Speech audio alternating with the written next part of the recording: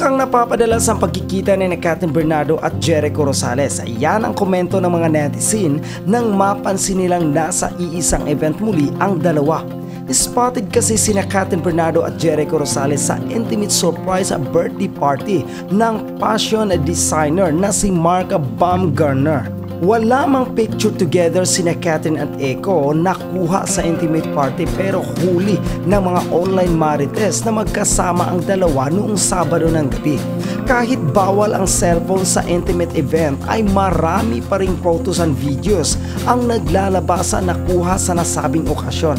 Unang pinusuan at trending sa X ang picture ni Kathryn Bernardo kasama ang kaibigang fashion designer at si Sara Labate.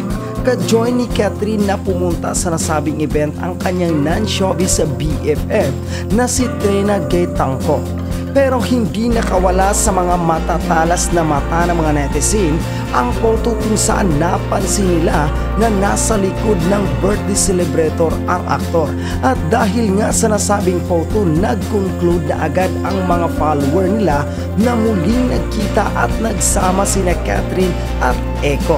Siyempre pa, kilig-kiligan na naman ang mga nananalig na totoong nanliligaw ang aktor sa ex-girlfriend ni Daniel Padilla. Deadma sila sa mga sinabi ni Eko na hindi pa ito ready magmahal muli. Marami kasing fans ang SSP Numeral Superstar na boto kay Eko. Mas bet nila ito kesa kay Alden Richard. Muli nga raw nakapunto si Jericho against Alden.